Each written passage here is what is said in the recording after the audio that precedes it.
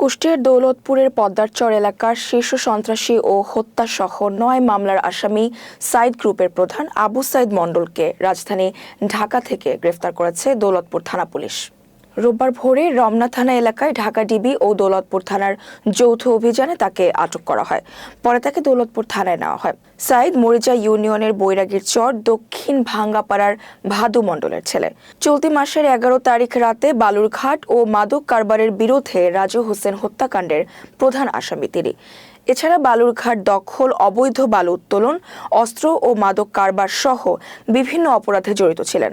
দৌলতপুর থানার ওসি নাজমুল হুদা জানান, সাইদকে গ্রেফতার করে আদালতের মাধ্যমে কারাগারে পাঠানো হয়েছে। এই রাজু আহমেদকে মার্ডার কেসের আমাদের যে আজকে ধরা যে আসামি সাইদ, এ হচ্ছে অন্যতম একজন সক্রিয় আসামি।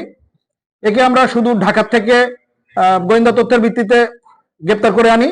গ্রেপ্তার করা আনার পরে তার বিরুদ্ধে আপনাদেরকে পিসিপিআর দিয়েছি। অনেকগুলো মামলা তার নামে পেন্ডিং আছে। এই মামলাগুলো সে আসামি, এই মামলাগুলো চলমান। সে বৈরাগীর চর সহ ফিলিপনগর এবং আশেপাশের এলাকায় একটা সন্ত্রাসী রাজ্য গড়ে তুলেছিল। এই সন্ত্রাসী তৎপরতার মাধ্যমে লোকজনকে জিম্মি করে বিভিন্ন রকম কার্যক্রম পরিচালনা করতে হয়েছে।